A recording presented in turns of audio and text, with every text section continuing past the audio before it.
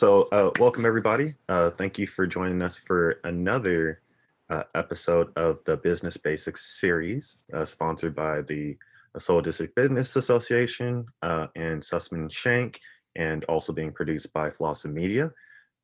Before we all get started, make sure to mute your mics so that it doesn't give us any feedback, and it doesn't mess up the recording when we are when people are asking questions, stuff like that. So that's just one note.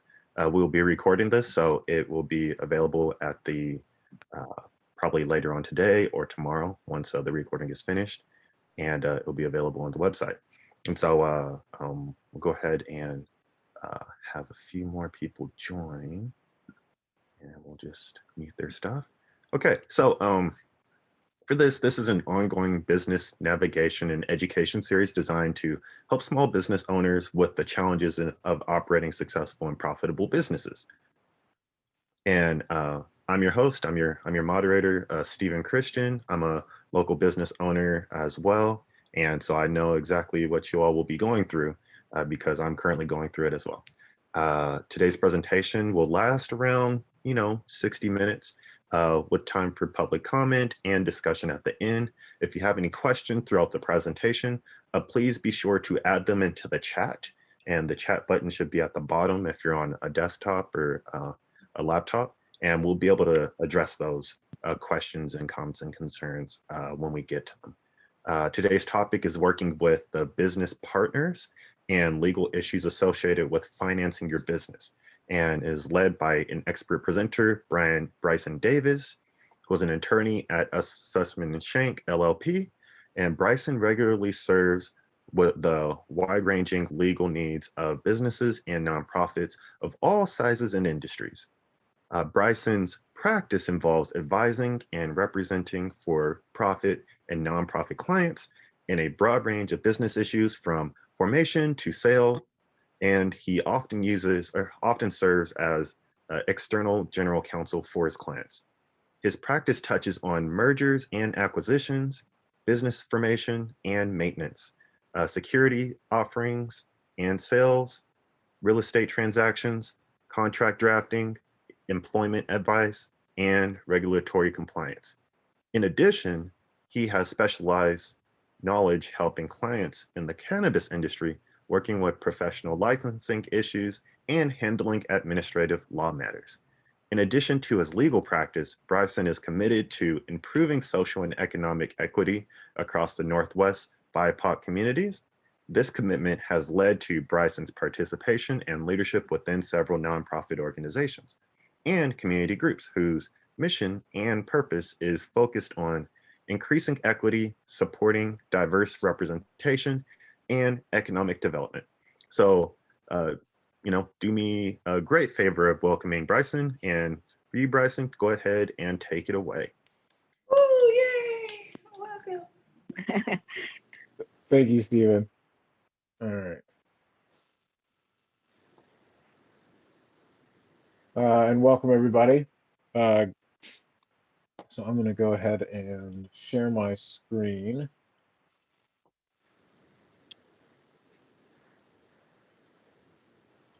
All right, so today we're going to be talking about financing your business and working with business partners. I'm going to be making some references to my presentation from 2 weeks ago.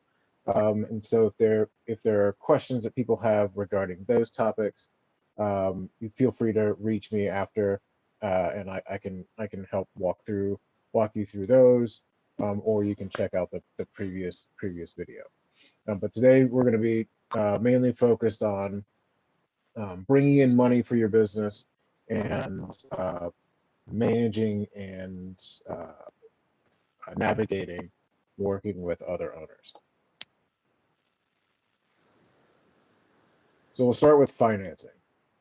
So the first type of financing that people, and the main go-to and the thing that people normally think about when they think about financing their business is financing it through debt.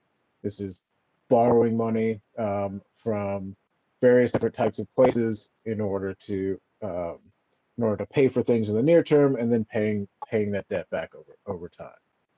The first type of debt that people will take out when they're starting a business is they'll do some sort of personal debt. This is somebody is using their personal credit card.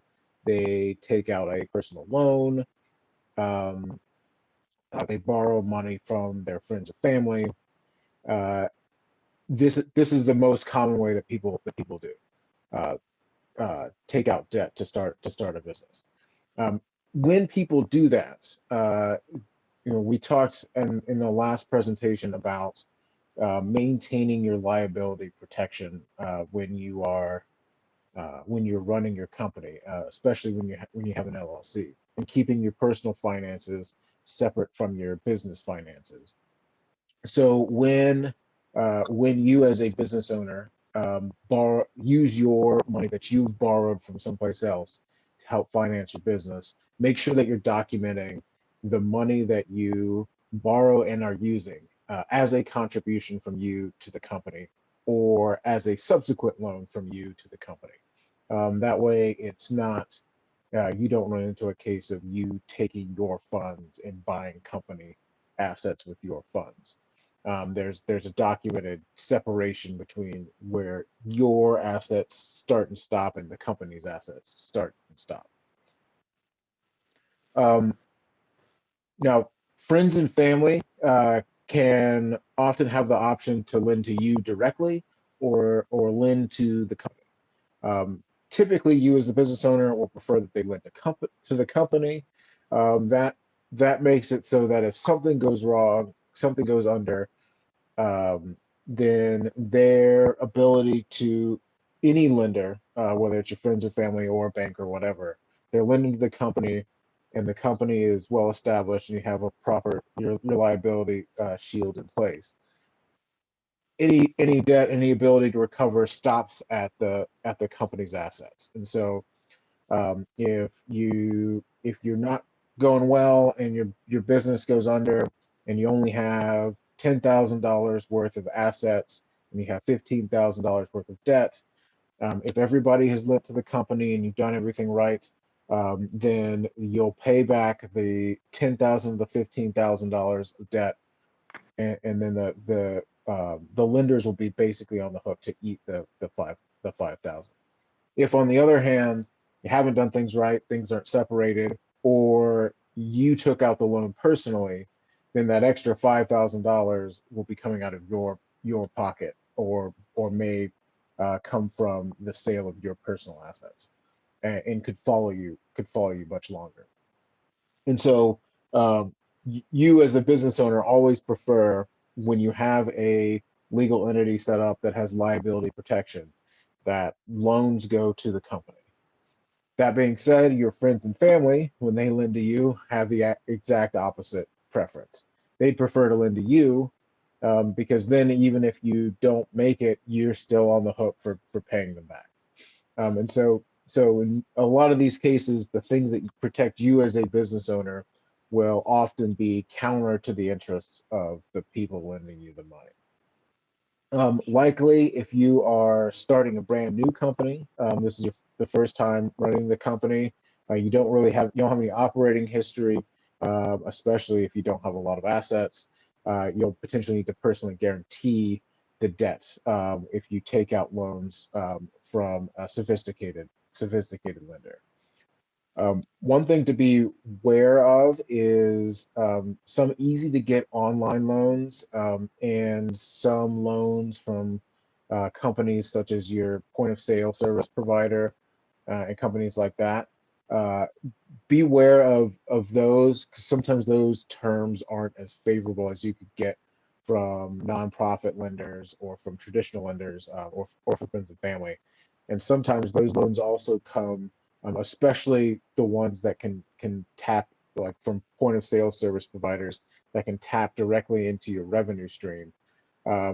They could limit your flexibility on repayment and limit your revenue in a way that makes it difficult for you to grow your business. So nonprofit lending. Now there are several different nonprofits and several different types of nonprofits that provide lending to companies. Even with nonprofits, though, finding loans for a brand new startup business is still hard to find. There are a few nonprofits that do it. Mercy Corps, for instance, is one that people particularly like, that has a startup lending program. Um, Typically, nonprofits like to see at least that you've been in business for a year in your current line. Um, and of the nonprofits that lend to businesses that have been in operation for a year, you've got several choices of CDFIs, which is Community Development Financial Institutions, that do a broad range of scales for loans, everything from micro loans. MISO does really small loans, to middle-sized loans, around your $50,000 to $250,000. MISO does that. Craft Free does some of that. Community Lending Works can do some of that. To your larger loans, Craft Free does larger loans. And so nonprofit lenders have a pretty broad range, and they also have a broader range and a higher risk tolerance than your traditional banks or your traditional credit unions.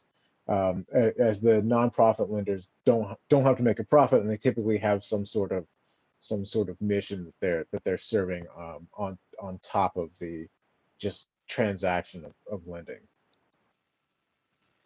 So banks and credit unions, despite nonprofits being a good way to kind of get into the lending space, if maybe you struggle to qualify with a bank or a credit union, banks and credit unions typically will give you the best rates.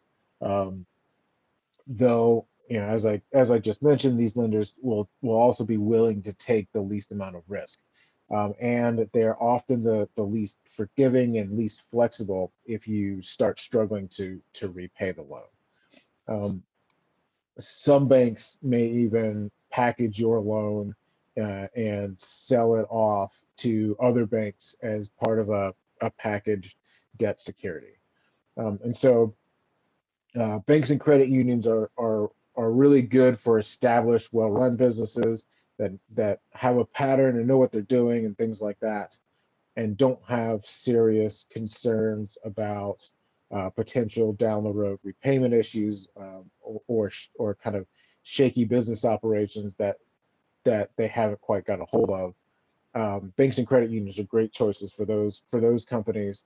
For other earlier stage companies, or newer companies, or companies where the owners are still kind of getting in the flow of debt management, nonprofit lenders and private lenders can be a better choice.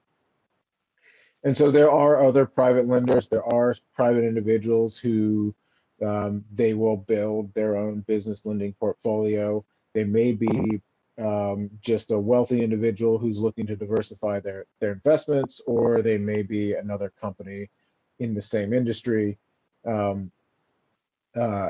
They can be hard to find if you don't have the right connections. A lot of times the private lenders, if you're not going through some sort of peer-to-peer lending club, or some relatively large established group of private lenders, a lot of times these are basically, they're very similar to friends and family in your relationship to these people. But they do exist, and they are out there.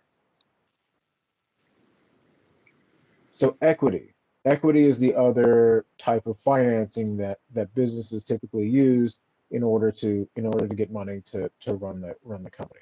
So what is equity financing? So this is typically you bring in a business partner, another business owner. Sometimes they're passive in that they don't manage the company. They're not doing any work for the company. They're just putting money in. Sometimes they're active. Sometimes they play a management role in the company in exchange for their equity contribution. But they're basically buying an ownership share in the company, and they become an owner along with you in running the company. So the mechanics of this is This investor will provide money as a contribution, also called an equity investment, and then they own that part of the company that corresponds with the amount of money that they put in. If you value the company at $100,000, they put in $90,000. Typically, they'll own 90% of the company, as a very basic way of looking at it. Them having ownership typically entitles them to a share of the profits of the company, and then when companies are liquidated or sold, they're entitled to their share of the proceeds from the sale or from the liquidation. Some investors may require some management control, and especially again with earlier companies, there's securities issues which we'll talk about later, but also investors who maybe don't have a lot of experience with a new company may want to have some control so that they know that they can step in if things start going south. Be conscious of your investors' understanding. So there are many people out there who like the sound of being an owner of a company instead of being an employee of the company or instead of being a lender of the company. But there are a bunch of considerations that some people don't necessarily take into account when they're doing this calculation of whether or not to be in sort of an employee or contractor role, or be in a lender role versus being an equity owner of the company. Being an equity owner means that your monthly income from the business is dependent on the revenue and the profits that the business is making. If you're an employee of the company, or you're a contractor of the company, or a lender to the company, typically your payment is scheduled out so that your payments are consistent each month, based either on the work that you did or based on the repayment schedule for the loan. And so for people who need consistent regular income each month, being in the position of being an employee or being a contractor or being a lender, where the revenue from the work that you did or the debt that you provided to the company is consistent each month, might be more attractive. And making sure as you look for equity partners in your business, that they understand the difference between the cash flow of an employee, contractor, or lender versus the cash flow of an owner, and making sure that they have appropriate expectations for their cash flow based on your current business operations. A misunderstanding here could really lead to conflict down the road, which could lead to friction, which could cause all sorts of issues with how you run your business, especially since this person now owns a piece of it. And then there's securities. This is dealing with business owners who they just want to give you money and then have you build the company, and then maybe they sell their stake in the company, or maybe they just sit back and collect the profits. And these are people who aren't interested in working for the company. They're interested in just giving you money and having them get a return.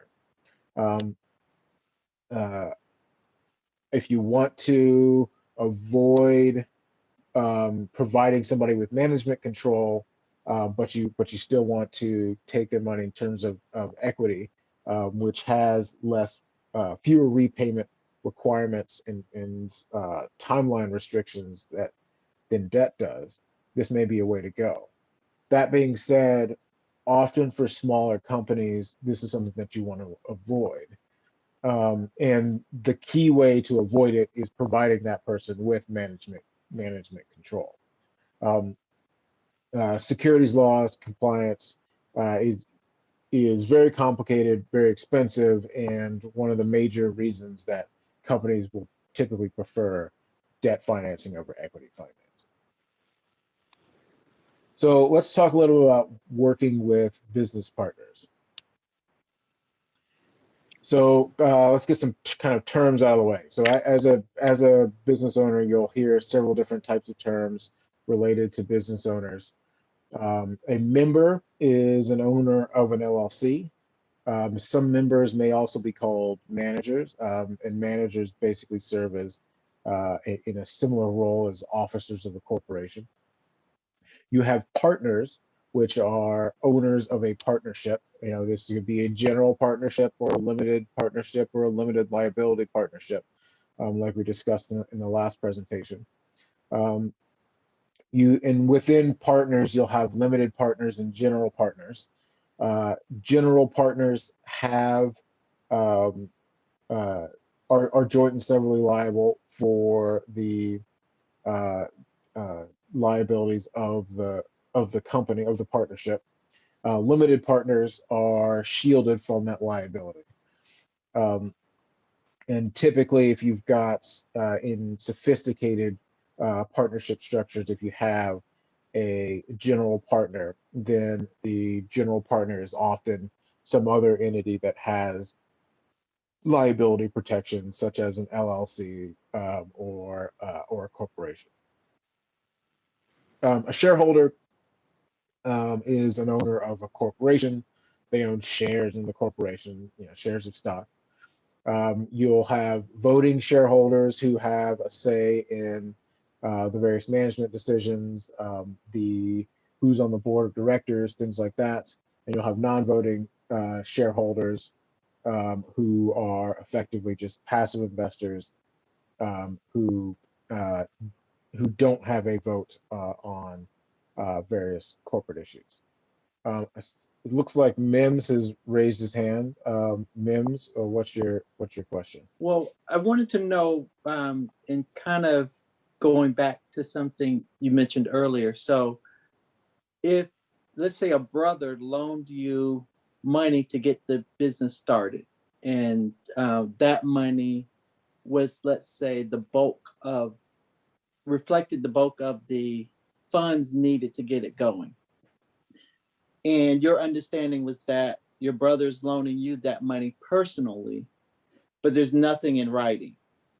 And so you start the business and things are going along, and then all of a sudden you land this huge contract and they say, we're gonna be rich.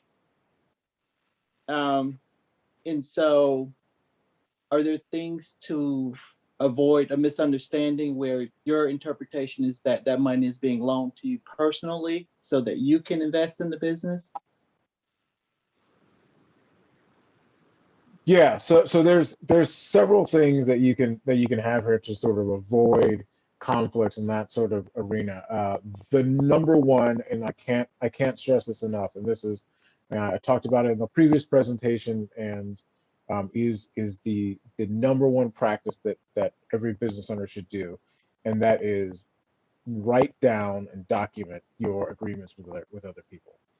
So that's the first key, because if you do that, then you'll say, all right, you'll have all the terms laid out. So you'll know that this person is loaning you personally money, and they are expecting X% interest rate and X schedule of payments.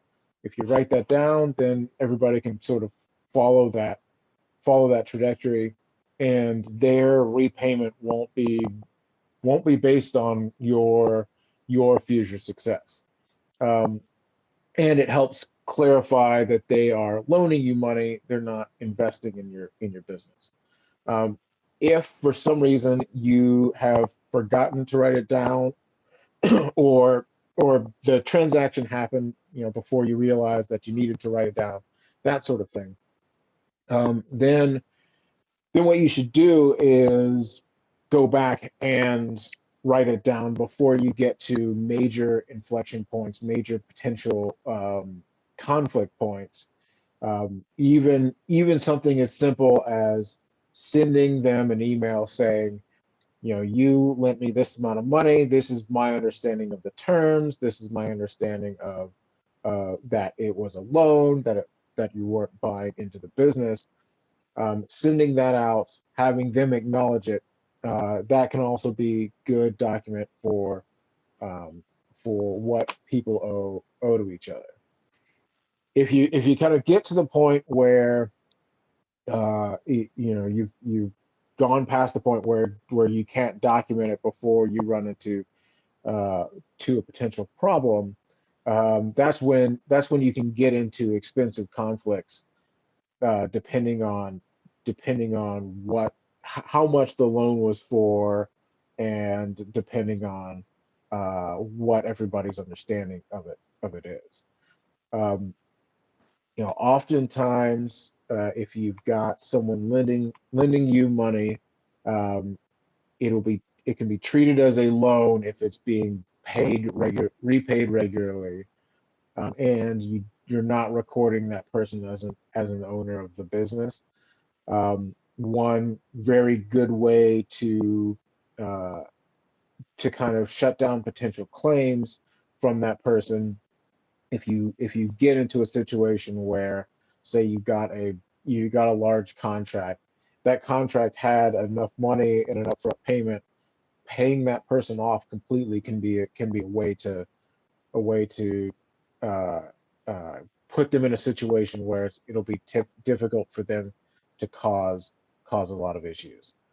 But I think the key takeaway from any of those types of scenarios is write things down, document them, and if people that you're working with are hesitant or not willing to write things down and document them, then they're probably not the type of people that you're going to want to be doing business with, because they're the type of people who can cause increased problems, and problems that are more expensive down the line if there's friction between you and them.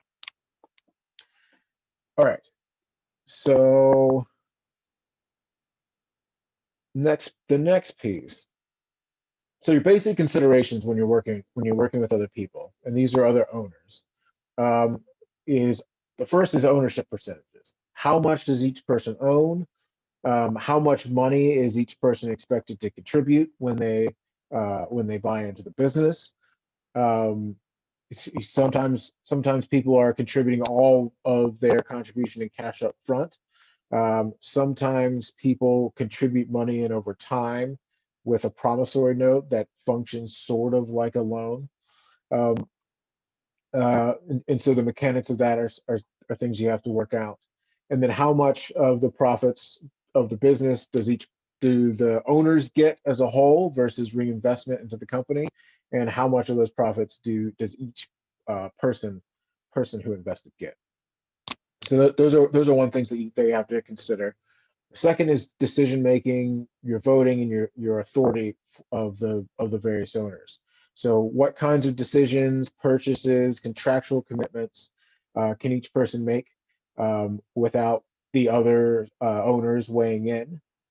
Sometimes if you have in a situation with an LLC, for instance, and you have say 3 members, but one person is designated as the day-to-day manager of the business, they might have more of an ability to make decisions, make purchases without the others weighing in. If you've got an LLC, for instance, where you're all members of the LLC, you might all very major issues that in fact impact the company. You might want to have everybody at least be aware of, if not have a vote. And then when you have that vote, there's a question of what's the threshold that needs to be met in order for the company to be able to take action. Is this something that just a majority of owners needs to approve? Is this something that maybe more than a majority of owners need to approve? Is this something that everybody needs to agree on in order for it to happen? Some examples are, you might have a purchase that might just be something that you have a majority of owners needing to agree on. And so if you're going to make a significant purchase, you run it to the ownership. The owners say, yes, we agree. if at least 50% plus a little bit agree to make the purchase, then you can make that purchase. Something where, like for instance, adding a new owner to the business often requires a higher threshold than 50%, because people want some security that the people they're going to be working with are people that they can work with. And so sometimes you might even have all the way up to all of the owners have to agree before we admit a new owner into the business. And so that is something that needs to be determined up front with your business partners and the other owners, in order to kind of have smooth operation of the business going forward.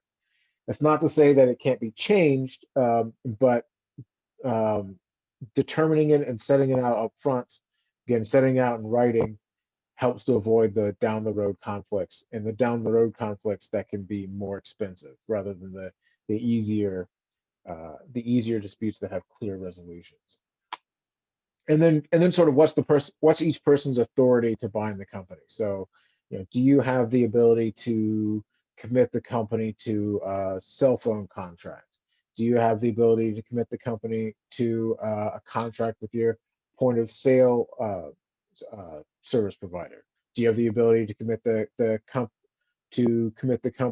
to an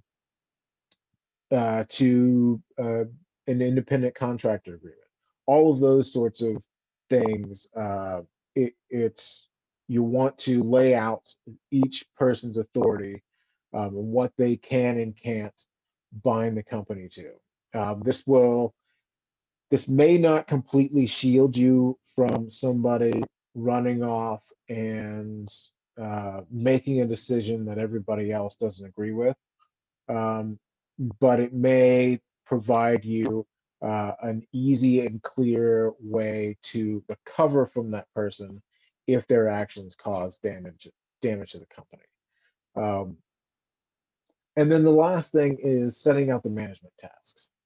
You've got, there's the ownership of the business, and then there is what people have to do day to day to make sure that the business generates revenue. Who's making sales, who is out there, actually doing contracted work, who is dealing with employee issues, all of those things, all those management tasks you'll want to lay out at the front ends, so that everybody knows what they're responsible for.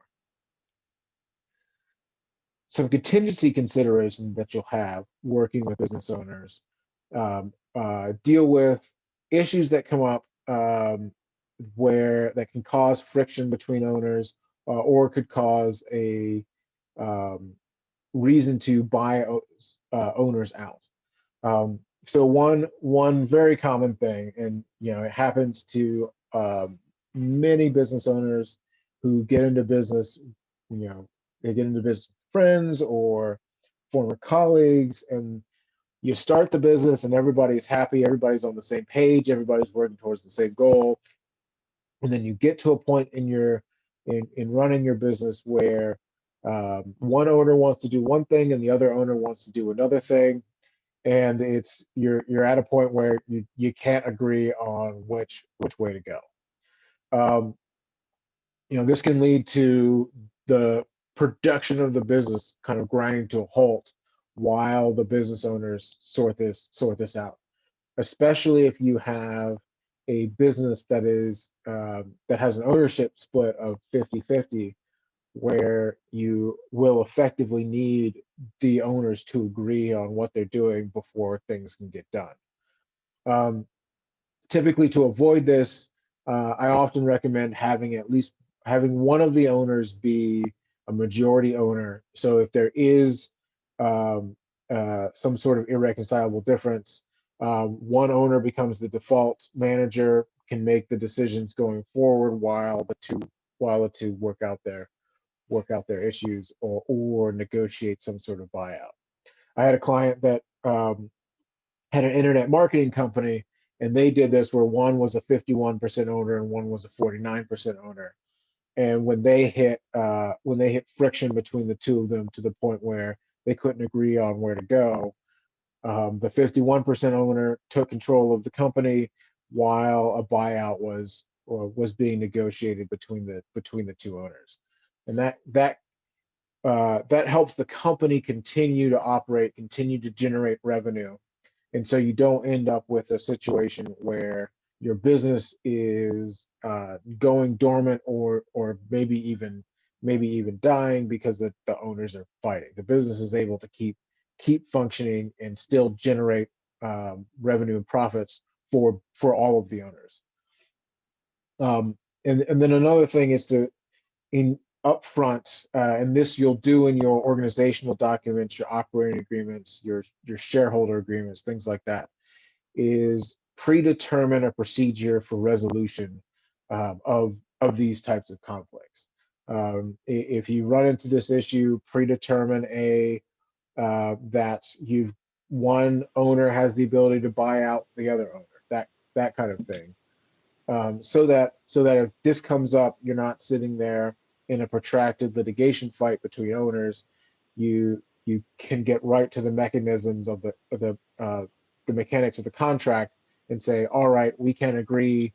That means I have the ability to offer you X price for your shares according to this valuation formula that we set up, and I can buy you out according to these terms. And so predetermining that procedure can help smooth over the potential conflict in the event that you have owners that disagree. Buy, sell, and right of first refusal provisions are good mechanics for that situation, and they're also just kind of good for other buyout situations. So these provisions will determine a formula for the buyout price, and so it can help prevent protracted negotiations about how much someone's ownership is worth, which especially for privately owned companies can be complicated and difficult to evaluate.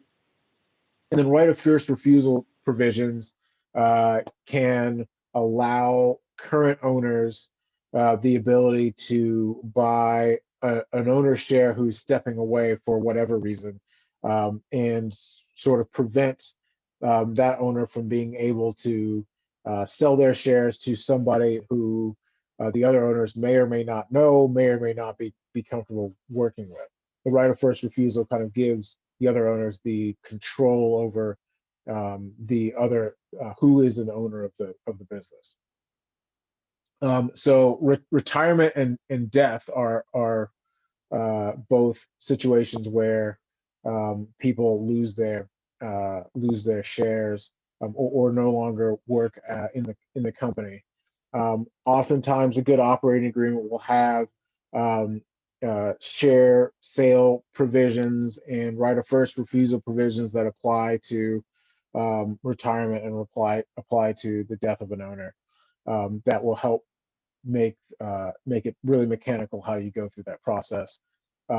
Companies will also hold life insurance on particular key owners, and that will help fund those buyout provisions in the event that an owner dies unexpectedly, and can be a very good source of funds for that mechanic. And another piece that can be structured into the organizational documents is having heirs of someone who's died or someone who's passed their economic interest on to their children or something, have an economic interest in the company, but not necessarily management control in the company.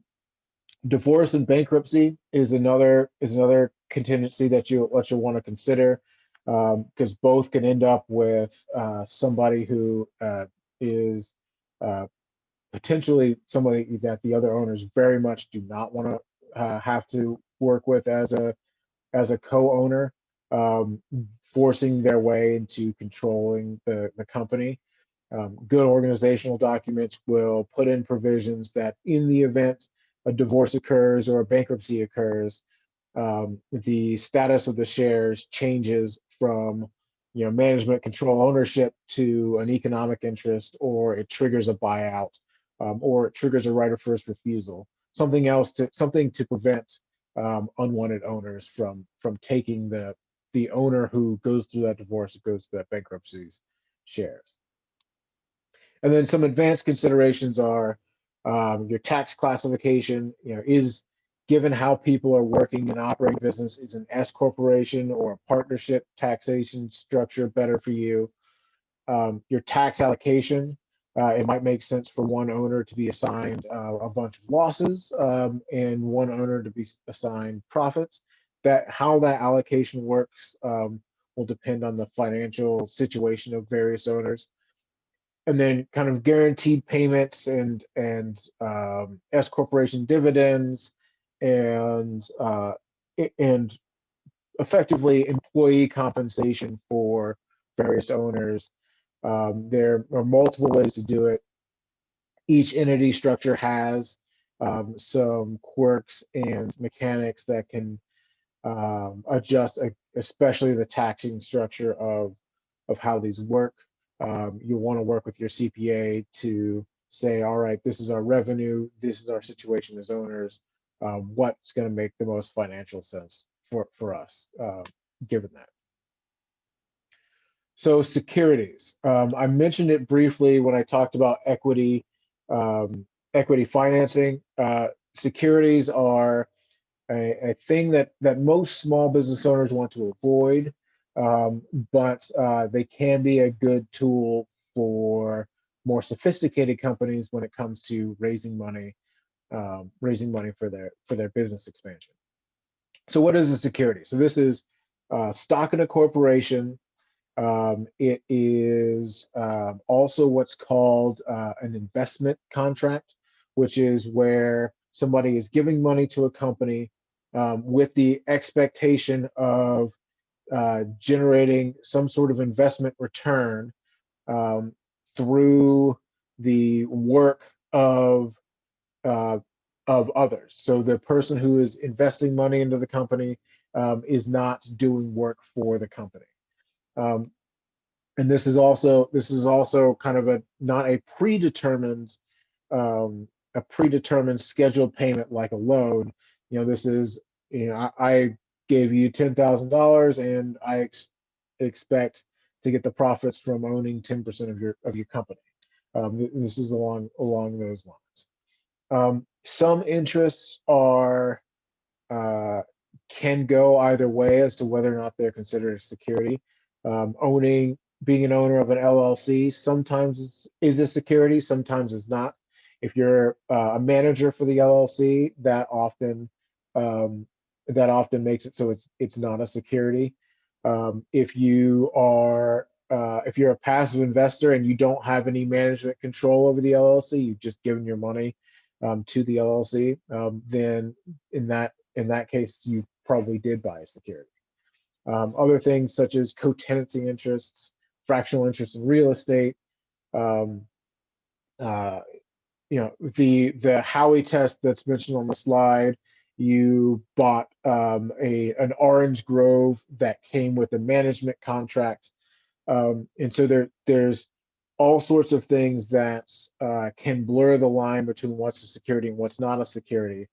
And don't normally seem like a security in the traditional sense of being stock in a corporation, but effectively the person putting money in has very little control, if any control, over how the business is being run and how the profits are being generated. And when that's the case, you're typically dealing with security. So the reason you have securities laws and securities regulations are to prevent fraud from being perpetrated on people, give people full disclosure of the business that they're getting into, so that they know what sort of issues they're getting into. Fawn, it looks like you've got your hand raised. I do. I wonder if this falls into this category. I know sometimes businesses start as one thing and then they kind of evolve, and sometimes another aspect of the business can can also pop up as profitable. For example, if I had a aquaculture shrimp, if I was raising fish, right? I had a fish farm, a shrimp farm, right? And I'm selling shrimp and I'm raising shrimp. Well, then it turns out like, hey, the shells of this shrimp can be used as suture material for medical equipment, right? And they make like stitches out of it, suture and stuff. And that part of the business takes on a whole revenue aspect of its own. How do I ensure that my original investment or my partnership in the root business also, what do you have to do as partners to prevent, a new thing that emerges from your business that could, that does that offshoot into a different business? And what kind of notice do they have to give you about that? So if you're taking one line of business and kind of spinning it off into another, the easiest way to do that is to form some sort of subsidiary company that runs that and manages that business that your normal company owns. That's usually the easiest way to do it. Sometimes, if it's related enough, you might just have the main company just have a different department and operate two lines of businesses. But the key thing is for stuff that comes from your business, your business partners, again, with well-drafted organizational documents, will be tied into not being able to take chunks of the business and go and do their own thing with them. They will have to, those sorts of business decisions will have to be made through the management structure of the company. So so should there be a subsidiary clause in things like this then? You don't necessarily need some sort of clause designating that new lines of businesses will be spun off as a subsidiary, because it doesn't always make sense. But the organizational documents will basically spell out the ownership of assets and lines of business for the company. And so spin-offs like that will still be owned by the company and still subject to the company's management structure. All right, so legal requirements with securities. You've got to, the default is that you've got to register them. That's incredibly expensive. Most small businesses never get to that point. There are many exemptions from registration. What's called private placements, things like that. If you're going that route, you're going to want an attorney to help guide you through all of that to make sure you don't mess it up. It's very complicated, very difficult to find a lot of this regulation on your own. If you're doing private placements, there's a lot of restrictions on how you can offer, how you can present the opportunity to buy the securities. You've got what's called accredited investors, which are people with a certain income and certain net worth. Those types of people are much easier and have fewer restrictions on selling securities to. If you're just selling to a random person who maybe has $40,000 of income and maybe only has a net worth of $50,000 or $60,000, there's lots of restrictions, lots of protections in place to prevent fraud for that person, and a lot of extra hoops that you've got to jump through.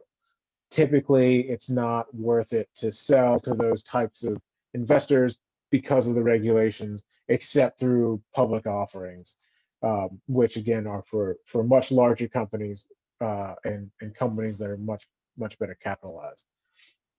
And then all of the security stuff really requires lots of notices with the state and with the federal government, and they require lots of really full disclosure to your potential investors, especially with regard to the finances of the company. And so with that disclosure, I mean, it's really everything that you'd want to know when purchasing an ownership interest: financial statements, financial status, potential lawsuits or investigations, potential claims for product liability. You'll want to give a reasonable projection of the company's financial history, but you want to be very careful about that to make sure that you don't you're not too optimistic. You'll want to make sure you work in the risks of that industry, the risk of working and selling products or providing services where the company operates, and pretty much kind of anything that's relevant to the company's bottom line. You'll need to lay out in a big disclosure document in order to go this route. So liability. So some securities transactions will require some sort of escrow of funds to, either to not collect until the offering is completed, or keeping some money in reserve in case something goes south, so that the investors have at least some sort of pool of potential repayment.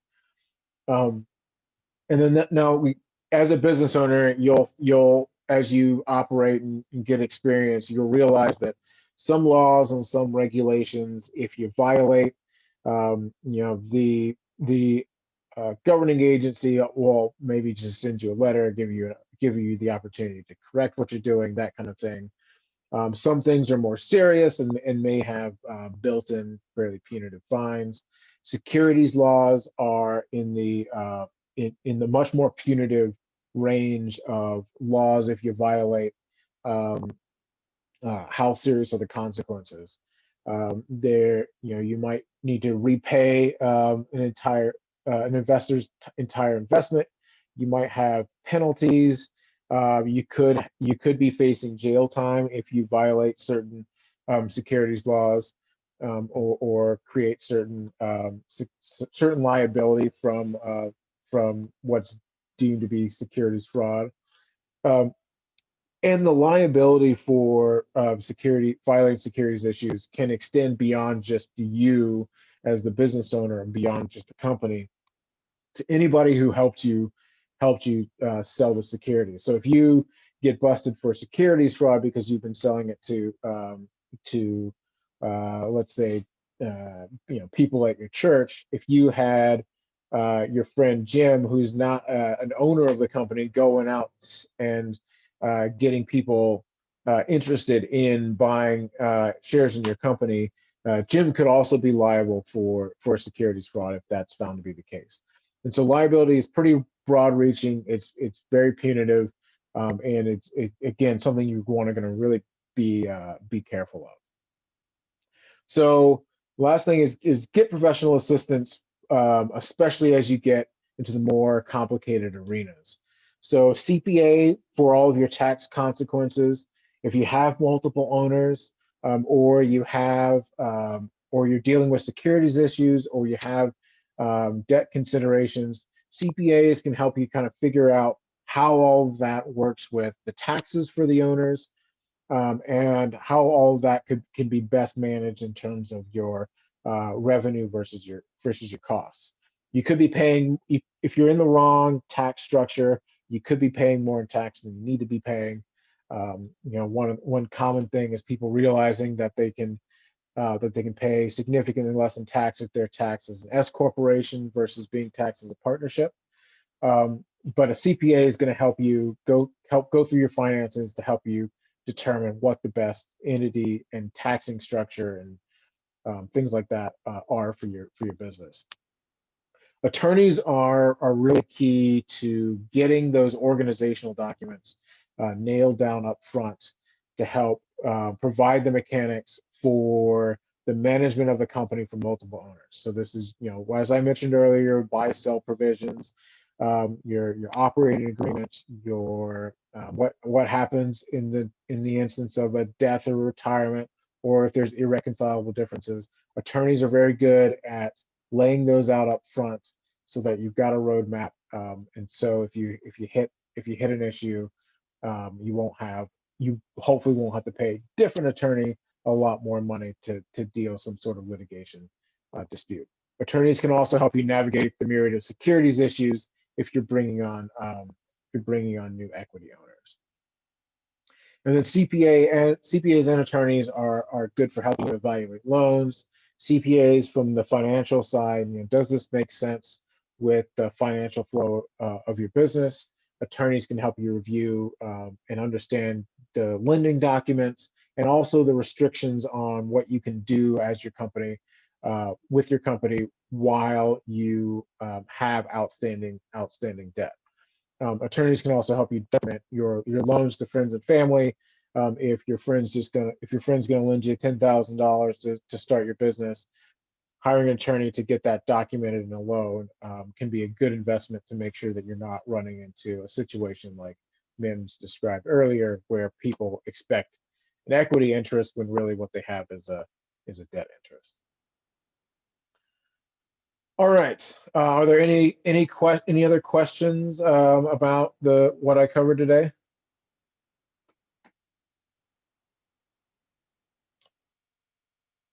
Okay. Hearing none. Thank you for your time.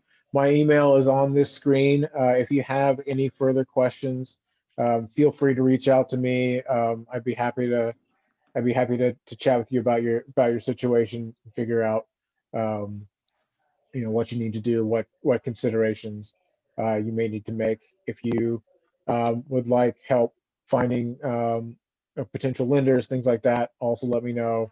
I can help give you some guidance or point you in the direction of people who can.